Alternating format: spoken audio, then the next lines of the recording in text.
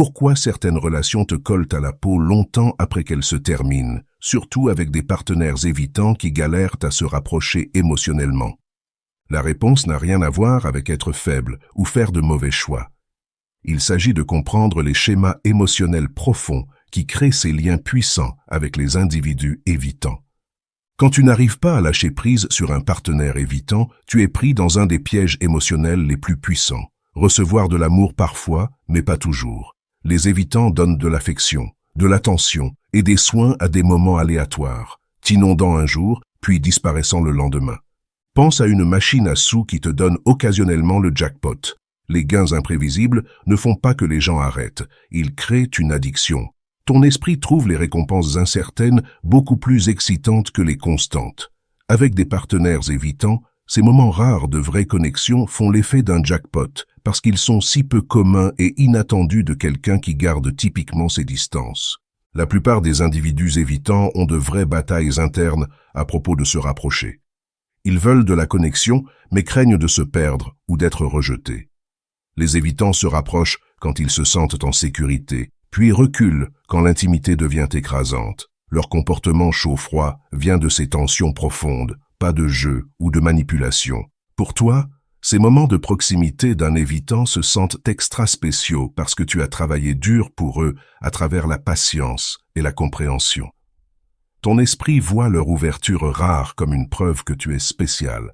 Je suis celui qui peut atteindre cet évitant quand les autres n'y arrivent pas. Mais quelque chose de plus profond se passe avec les relations évitantes. Souvent, ta lutte pour lâcher prise sur un évitant montre tes propres schémas émotionnels et vieilles blessures. Les gens qui ont soif de réassurance constante se trouvent attirés vers des partenaires évitants, créant ce que les experts appellent le piège anxieux évitant. Cette attraction vers les évitants se passe sous ta conscience.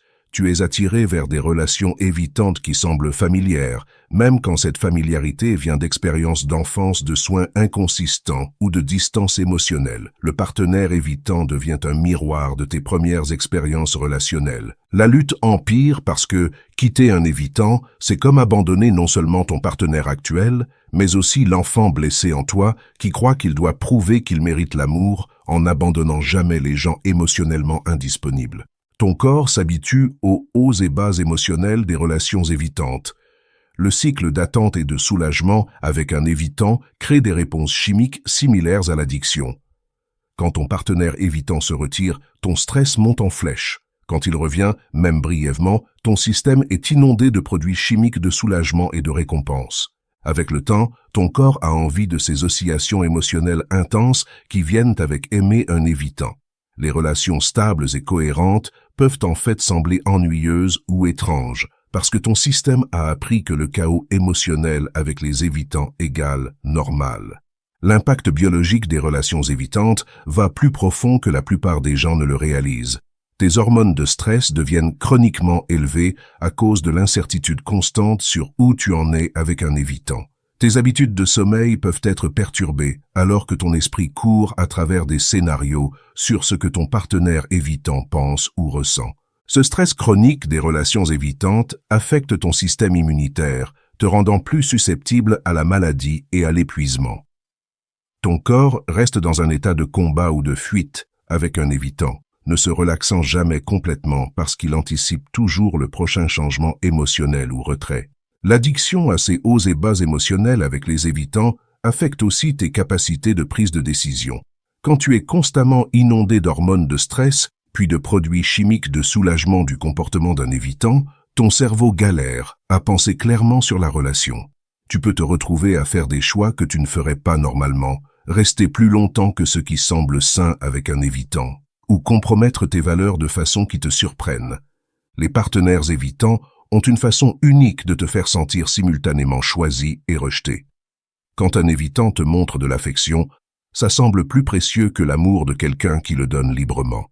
Cette mentalité de rareté te garde accro à la disponibilité émotionnelle imprévisible de l'évitant. La distance émotionnelle de l'évitant déclenche quelque chose de primitif dans ton système d'attachement. Ton cerveau interprète leur retrait comme une menace à ta survie, activant des tentatives désespérées de se reconnecter. Ce n'est pas de la pensée dramatique, c'est comment ton système nerveux a été programmé pour répondre aux soins inconsistants, ce qui est exactement ce que les relations évitantes fournissent. Maintenant, explorons une des plus grandes raisons pour lesquelles tu n'arrives pas à lâcher prise sur un évitant, le rêve enivrant de transformation. Tu deviens convaincu qu'avec assez d'amour, de patience et de compréhension, tu peux aider cet évitant à surmonter ses murs émotionnels et créer la relation que tu veux. Ce rêve devient puissant avec les évitants parce qu'il a une part de vérité. Les individus évitants peuvent devenir plus ouverts à travers des relations sécuritaires. Mais ce changement doit venir de l'intérieur de l'évitant, ça ne peut pas arriver par la pression extérieure ou la force de l'amour de quelqu'un d'autre. Le rêve devient nuisible quand tu confonds ce que ton évitant pourrait être avec ce qu'il est, mettant ton énergie dans qui ce partenaire évitant pourrait devenir plutôt qu'accepter qui il est maintenant. Tu vois de petits moments de progrès de ton évitant comme une preuve qu'un changement complet arrive bientôt, te gardant piégé dans des cycles d'espoir et de déception. Beaucoup de gens attirés vers les évitants font l'expérience de ce que les experts appellent le high de l'aidant, la bonne sensation qui vient d'être nécessaire et possiblement de guérir une personne évitante. Cela peut devenir addictif quand ton sens de la valeur se lie à ta capacité de briser les murs d'un évitant. Voici quelque chose de surprenant. La difficulté d'aimer un évitant peut en fait devenir confortable. Le défi constant d'atteindre un évitant te donne un but et une identité. Tu deviens le patient, le compréhensif ou celui qui n'abandonne jamais sur les évitants. Ce rôle, bien qu'épuisant, peut sembler plus sûr que la vulnérabilité nécessaire dans des relations plus ouvertes émotionnellement. Les relations sécures requièrent que tu sois complètement vu et connu, ce qui peut sembler effrayant pour ceux qui ont appris que l'amour égale lutte avec les évitants. Avec un partenaire évitant, tu peux te cacher derrière être le poursuivant, n'ayant jamais à regarder complètement ta propre capacité d'être intime et émotionnellement disponible. Ce schéma se connecte souvent à ta famille d'origine. Peut-être que tu as grandi avec un parent ou soignant évitant où l'amour semblait conditionnel ou où tu devais travailler dur pour obtenir attention et affection. Peut-être que tu as appris tôt que ton rôle dans les relations était d'être le donneur, le compréhensif, la personne qui pouvait gérer la distance émotionnelle d'un évitant. Ces leçons précoces avec des soignants évitants façonnent comment tu approches les relations adultes. Tu ne réalises peut-être même pas que tu recrées des dynamiques familières de l'enfance. Le partenaire évitant semble comme chez toi, parce que ce type de relation correspond à ce que ton système nerveux a appris à attendre de l'amour. Briser ces schémas nécessite de reconnaître que ce qui semble familier avec les évitants n'est pas nécessairement ce qui est sain. Ton corps peut résister aux relations qui offrent de l'amour consistant et de la disponibilité émotionnelle parce qu'elles semblent étrangères comparées à la nature imprévisible de l'amour évitant. Il y a aussi un piège mental appelé l'erreur des coups irrécupérables qui est particulièrement forte avec les évitants. Après avoir mis des mois ou des années à essayer de créer de la proximité avec un partenaire évitant, partir semble comme admettre la défaite et gaspiller ton investissement émotionnel pour les atteindre. Tu te dis « Je suis allé si loin avec cet évitant, ils ont montré des aperçus de qui ils peuvent être, j'ai juste besoin d'essayer un peu plus longtemps. » Cette pensée te garde coincé dans des cycles avec des évitants qui peuvent ne jamais changer parce que tu prends des décisions basées sur ce que tu as déjà investi dans l'évitant plutôt que sur ce qui se passe maintenant. Ceci t'amène à quelque chose de fascinant sur les relations évitantes, l'addiction à l'espoir. L'espoir, bien qu'habituellement bon, peut devenir nuisible quand il t'empêche d'accepter la réalité d'un évitant. Avec des partenaires évitants, chaque petit geste d'affection ou d'ouverture ramène l'espoir qu'un vrai changement est sur le point de se produire.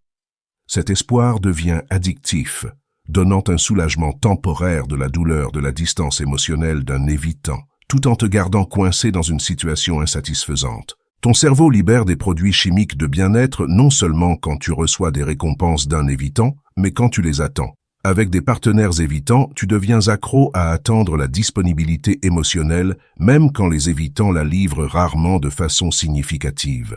Le schéma devient un cycle avec les évitants. Le retrait émotionnel crée de l'anxiété, la brève reconnexion apporte du soulagement, et le cycle se répète. Ton cerveau apprend à connecter ces montagnes russes avec l'amour lui-même, rendant les relations stables étrangères comparées à l'intensité des dynamiques évitantes. Un autre gros facteur dans ton incapacité à lâcher prise vient de la peur de recommencer après une relation évitante.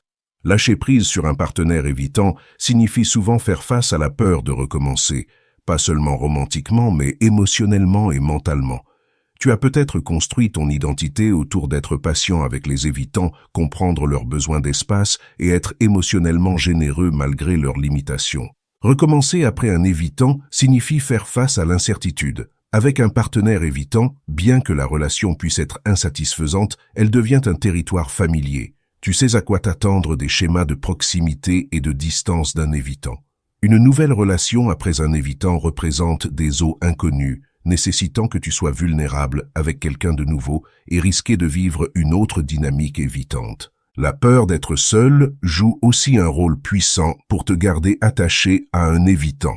Beaucoup de gens préféreraient rester dans une relation émotionnellement limitée avec un évitant plutôt que de faire face à être seul. La société pousse souvent l'idée qu'être en relation, même avec un évitant, est mieux qu'être célibataire. Ton estime de soi peut s'être emmêlée avec ta capacité d'aimer un évitant à travers ses difficultés. Rester avec un évitant devient une preuve de ta valeur, loyauté et capacité d'aimer inconditionnellement. Quitter un évitant peut sembler comme admettre l'échec ou montrer que ton amour n'était pas assez fort pour l'échanger. Parfois, la difficulté de lâcher prise sur un évitant vient du lien traumatique, quand des expériences partagées intenses, incluant des hauts et bas émotionnels, créent un attachement puissant. Le cycle de proximité et de distance avec un évitant peut refléter des schémas de liens traumatiques, où la même personne évitante qui cause la douleur fournit aussi le soulagement. L'intensité des hauts et bas émotionnels avec les évitants peut créer des schémas d'addiction chimique. Ton système nerveux s'habitue aux oscillations dramatiques entre connexion et déconnexion que les évitants fournissent, rendant les relations stables et consistantes ennuyeuses ou non familières en comparaison. Tu peux aussi te retrouver accro à être le sauveur ou guérisseur d'un évitant. Il y a quelque chose de profondément satisfaisant à croire que tu peux sauver un évitant de ses blessures émotionnelles. Cette mentalité de sauveur avec les évitants te donne un sens de but et d'importance qui peut devenir enivrante. Ton identité s'enroule autour d'être la personne qui comprend cet évitant quand personne d'autre ne peut. Pour vraiment comprendre pourquoi tu galères à lâcher prise sur un évitant, tu dois regarder ce qui conduit le comportement évitant. L'attachement évitant se développe habituellement comme protection dans l'enfance quand les besoins émotionnels n'étaient pas satisfaits de façon consistante ou quand montrer des émotions menait à la critique ou à la punition. Les individus évitants craignent typiquement de perdre l'indépendance, l'accablement émotionnel, le rejet s'ils montrent leur vrai moi et d'être contrôlés par manipulation émotionnelle. Ces peurs ont du sens basé sur les expériences passées d'un évitant, pas des défauts de caractère ou des échecs personnels. Comprendre ces peurs centrales des évitants peut aider à réduire le blâme et créer de l'espace pour la compassion, à la fois pour ton partenaire évitant et toi-même. La distance émotionnelle d'une personne évitante reflète des stratégies de survie apprises, pas un reflet de ta valeur ou à quel point tu es aimable. L'enfance de la personne évitante impliquait souvent des soignants qui étaient physiquement là, mais émotionnellement indisponibles, ou qui répondaient à l'expression émotionnelle avec critique, rejet ou retrait. Les évitants ont appris tôt que les besoins émotionnels étaient des fardeaux et que dépendre d'eux-mêmes était le chemin le plus sûr vers l'avant. Reconnaître ces schémas t'aide à comprendre que la distance d'un évitant n'a rien à voir avec ta valeur. Le retrait d'un évitant vient de mécanismes protecteurs profondément enracinés, développés longtemps avant qu'il te rencontre. Comment commences-tu à lâcher prise sur un évitant? Le processus commence avec un changement basique de focus, d'analyser le comportement de l'évitant à regarder tes propres schémas. Qu'est-ce qui t'attire vers des partenaires évitants? Quelles expériences d'enfance pourraient influencer ton attraction vers les évitants? Cette exploration nécessite une acceptation radicale de ton partenaire évitant. L'acceptation ne signifie pas abandonner ou approuver. Ça signifie voir ton évitant clairement comme il est maintenant, pas comme il pourrait devenir. Ceci crée de l'espace pour prendre des décisions sur l'évitant basées sur la réalité actuelle plutôt que sur les possibilités futures. Construire l'indépendance émotionnelle devient crucial quand on traite avec les évitants. Travaille à satisfaire tes besoins émotionnels à travers de multiples sources, amis, famille, loisirs, croissance personnelle et soins personnels. Réduire la dépendance émotionnelle sur une personne évitante rend plus facile de prendre des décisions à tête froide sur la relation. Regarde de près tes schémas d'espoir avec les évitants. Note ce qui déclenche un espoir renouvelé et si ces déclencheurs sont basés sur de vrais changements de l'évitant ou de petits gestes que tu rends plus grands qu'ils ne sont. Trace le cycle d'espoir et de déception dans ta relation évitante pour repérer les schémas récurrents. Tout au long de ce processus, pratiquer l'autocompassion reste essentiel. Libère l'auto-jugement sur pourquoi tu galères à lâcher prise sur un évitant. Cette lutte reflète des besoins humains profonds de connexion et vient souvent de blessures qui se sont développées pendant tes années de croissance.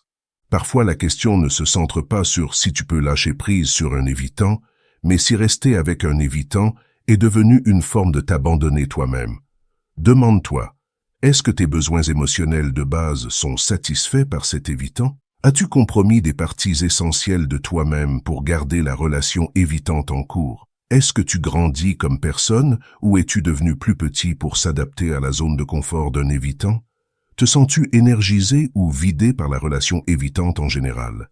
Ces questions peuvent te donner de la clarté sur si ton incapacité à lâcher prise sur un évitant sert ton bien le plus élevé ou te garde piégé dans des schémas qui limitent ta croissance et ton bonheur. Ton attachement à un évitant peut aussi venir de croire qu'à travers ton amour et ta persistance, tu peux aider à guérir les blessures d'attachement d'un évitant. Bien que ce désir vienne d'un bel endroit de compassion, il met souvent un fardeau impossible sur tes épaules quand on traite avec les évitants. La réalité est que la guérison d'un évitant est un travail intérieur. Aucune quantité d'amour extérieur, peu importe à quel point pur ou consistant, ne peut forcer un évitant à faire face à ses blessures les plus profondes.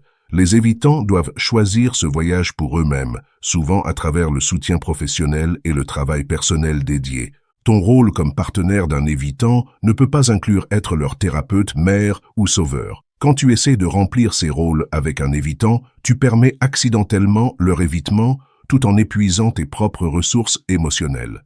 Tu peux te retrouver à marcher sur des œufs avec un évitant, surveillant constamment ton comportement pour éviter de déclencher leur retrait. Cette vigilance constante avec un évitant prend un énorme péage sur ton système nerveux. Tu deviens si focalisé sur gérer l'état émotionnel d'un évitant que tu perds contact avec tes propres besoins et sentiments. Ton identité se mélange avec le bien-être émotionnel d'un évitant, créant une codépendance malsaine. L'indisponibilité émotionnelle d'un partenaire évitant peut aussi déclencher tes propres blessures d'abandon de l'enfance. Si tu as vécu des soins inconsistants, la dynamique poussée-tirée d'un évitant semble familière à un niveau profond. Ton système nerveux reconnaît ce schéma avec les évitants comme « chez soi », même si ça cause une douleur énorme. Comprendre cette connexion aide à expliquer pourquoi les relations évitantes semblent si convaincantes malgré leurs difficultés. Tu n'es pas juste attiré à cette personne évitante, tu essaies inconsciemment de guérir tes propres blessures d'enfance à travers eux. Le problème est que cette approche avec les évitants mène rarement à une vraie guérison. Elle renforce souvent les schémas de trauma originaux. Se libérer de ce cycle avec les évitants nécessite de développer ce qu'on appelle la sécurité gagnée, la capacité de te donner la stabilité émotionnelle et la réassurance que tu cherchais autrefois des soignants inconsistants ou partenaires évitants. Ceci implique d'apprendre à te calmer pendant les moments d'anxiété sur le comportement d'un évitant, établir des limites saines avec les évitants, et développer un sens interne de valeur qui ne dépend pas de la validation d'un évitant. Le processus de lâcher prise sur un évitant implique aussi le deuil. Pas seulement la perte de la relation, mais la mort de la fantaisie que tu tenais sur ce que cet évitant pourrait devenir. Ce deuil est profond parce qu'il inclut des pertes multiples, la relation évitante elle-même, ton investissement de temps et d'énergie dans l'évitant, l'espoir pour la transformation d'un évitant et peut-être le plus douloureusement, la réalisation que l'amour seul ne peut pas guérir les blessures d'une personne évitante. Permets-toi de sentir ce deuil sur l'évitant complètement. Beaucoup de gens essaient de se précipiter à travers le processus de lâcher prise sur un évitant parce que la douleur semble insupportable. Cependant, éviter le deuil de perdre un évitant ne fait que prolonger l'attachement. La vraie libération d'un évitant vient en sentant et traitant ses émotions complètement. Pendant ce processus de deuil sur un évitant, tu peux vivre ce qui semble des symptômes de sevrage, problèmes de sommeil, perte d'appétit, pensées obsessionnelles sur ton ex-partenaire évitant ou une envie désespérée de te reconnecter avec l'évitant. Ces symptômes reflètent l'addiction chimique que ton cerveau a développée aux hauts et bas de la relation évitante. Traite ces symptômes de sevrage d'un évitant avec la même compassion que tu montrerais à quelqu'un se remettant d'une addiction aux substances. Ton cerveau a besoin de temps pour se réajuster à une nouvelle ligne de base après avoir été conditionné au schéma d'amour imprévisible d'un évitant. Une autre partie cruciale de lâcher prise sur un évitant implique de regarder ta relation avec le contrôle. Beaucoup de la souffrance dans les relations évitantes vient de tes tentatives de contrôler les résultats. Essayer de rendre un évitant plus émotionnellement disponible, tenter de prévenir le retrait d'un évitant, ou travailler pour convaincre un évitant de ta valeur. Vraiment lâcher prise signifie libérer cette illusion de contrôle sur un évitant. Tu ne peux pas faire qu'un évitant t'aime différemment de comment ils sont capables d'aimer. Tu ne peux pas forcer l'intimité émotionnelle avec un évitant ou créer une connexion genuine à travers l'effort seul. Cette libération de contrôle sur un évitant peut sembler terrifiante parce que ça signifie accepter l'incertitude sur où tu en es avec eux. Cependant, ça libère aussi une énergie énorme que tu utilisais pour gérer une situation ingérable avec un évitant. Quand tu arrêtes d'essayer de contrôler la disponibilité émotionnelle d'un évitant, tu peux rediriger cette énergie vers ta propre croissance et guérison. Le voyage de lâcher prise sur un évitant révèle souvent ton propre attachement à la souffrance. Parfois, tu restes dans des relations évitantes, difficiles, pas malgré la douleur, mais à cause d'elle. La douleur d'un évitant peut sembler familière et sûre, surtout si la lutte caractérisait tes relations précoces. Regarder ta relation avec la souffrance dans les dynamiques évitantes nécessite une autoréflexion honnête. Connectes-tu l'amour avec la difficulté à cause de relations évitantes passées? Te sens-tu plus précieux quand tu es nécessaire pour réparer un évitant? Les relations stables et paisibles semblent-elles ennuyeuses comparées à l'intensité des relations évitantes? Ces schémas se développent souvent dans des familles où l'amour était conditionnel, dramatique ou lié à la crise. Si ton enfance impliquait d'être le médiateur familial, le soignant ou le stabilisateur émotionnel pour des membres familiaux évitants, tu peux inconsciemment chercher des relations romantiques avec des évitants qui recréent ces dynamiques familières. Guérir ces schémas implique d'apprendre à tolérer la paix et la stabilité dans les relations après avoir vécu le chaos évitant. Ceci peut sembler facile, mais pour beaucoup de gens, l'amour consistant semble étrange et suspect comparé à l'affection imprévisible d'un évitant. Ton système nerveux peut interpréter la stabilité émotionnelle comme un signe que quelque chose ne va pas ou que la déconnexion arrive, surtout après le conditionnement des relations évitantes. Construire la tolérance pour l'amour sain après les relations évitantes nécessite de la pratique et de la patience. Commence par noter quand tu te sens anxieux dans les moments paisibles après une relation évitante. Observe toutes envies de créer du drame ou de l'intensité quand les choses semblent trop calmes comparées au chaos des dynamiques évitantes. Ton incapacité à lâcher prise sur un évitant peut aussi refléter le perfectionnisme, la croyance que si tu essaies juste assez fort, aimes assez purement ou comprends assez profondément, tu peux créer la relation que tu désires avec cet évitant. Cette mentalité perfectionniste te garde piégé dans des cycles infinis d'efforts et de déceptions avec les évitants. Le perfectionnisme dans les relations évitantes vient souvent de la croyance d'enfance que tu dois gagner l'amour à travers la performance. Si l'affection de tes soignants précoces dépendait de ton comportement, tu as appris que l'amour nécessite un effort constant et des accomplissements. Une mentalité qui te rend vulnérable aux partenaires évitants qui semblent nécessiter de gagner leur amour. Libérer le perfectionnisme avec les évitants signifie accepter que certaines relations évitantes ne peuvent pas être réparées, peu importe combien d'efforts tu investis. Cette acceptation ne signifie pas abandonner ou échouer, C'est reconnaître les limites de ton influence sur un évitant et honorer à la fois tes besoins et l'autonomie d'un évitant. Le chemin vers l'avant implique de développer ce qu'on appelle la différenciation, la capacité de garder ton sens de soi tout en étant en relation proche avec une autre personne, même un évitant. La différenciation signifie que tu peux aimer un évitant profondément sans te perdre dans le processus. Dans les relations avec les évitants, la différenciation devient particulièrement difficile parce que la distance émotionnelle d'un évitant déclenche de l'anxiété sur la sécurité de la relation. Tu peux te retrouver à changer, t'adapter ou minimiser tes besoins pour maintenir la connexion avec un évitant. La vraie différenciation te permet de dire à un évitant « Je t'aime profondément et j'ai aussi besoin d'intimité émotionnelle dans mes relations. Si tu es incapable de fournir ça de façon consistante, j'ai besoin de faire des choix qui honorent mes besoins. » Cette déclaration reflète à la fois l'amour et le respect de soi, la fondation des relations saines, même quand on traite avec des partenaires évitants. Voici quelque chose de paradoxal.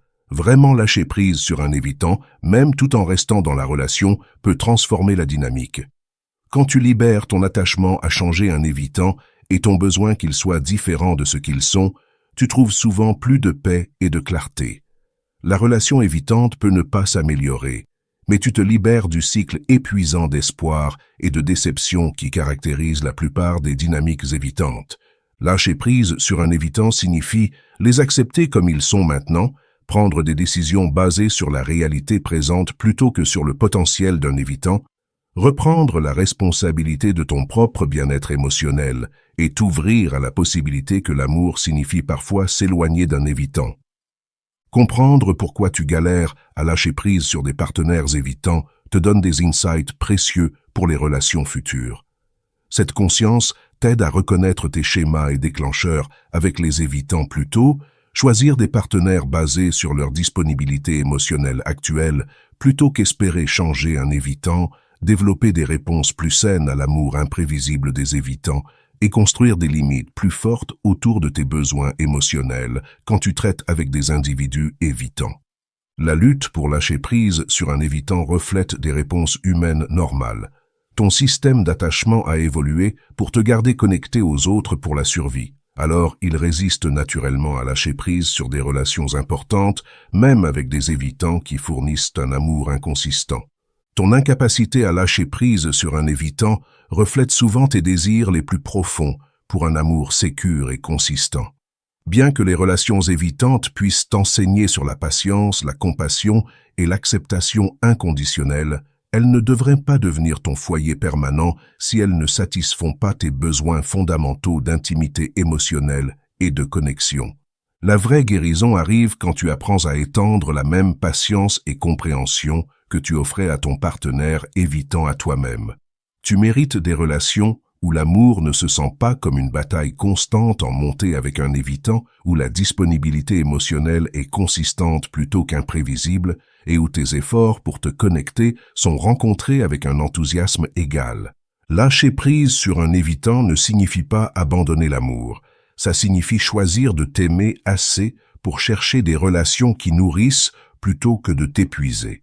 Ça signifie comprendre que certaines personnes, incluant les évitants, entrent dans ta vie pour t'enseigner des leçons importantes sur toi-même, pas pour être tes compagnons permanents. La vraie raison pour laquelle tu n'arrives pas à lâcher prise sur un évitant n'a rien à voir avec la faiblesse ou le mauvais jugement.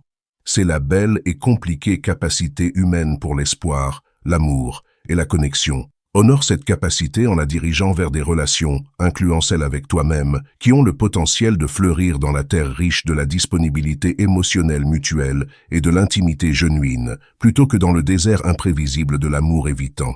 En libérant ce qui ne te sert pas, tu crées de l'espace pour ce qui le fait. Parfois, la chose la plus aimante que tu puisses faire pour toi-même et pour ton partenaire évitant, c'est de lâcher prise. T'es-tu déjà retrouvé incapable de passer à autre chose avec quelqu'un qui n'arrêtait pas de se retirer? As-tu vécu ce cycle addictif d'espoir et de déception avec un partenaire évitant? Partage dans les commentaires quelle partie de ce voyage résonne le plus avec ton expérience et quelles stratégies t'ont aidé à te libérer de ces schémas. Si ceci t'a aidé à comprendre que guérir des dynamiques de relations évitantes nécessite une conscience de soi spécifique et des limites compatissantes, like cette vidéo et abonne-toi pour plus d'insights sur les schémas émotionnels complexes qui façonnent nos connexions les plus profondes. Merci d'avoir regardé.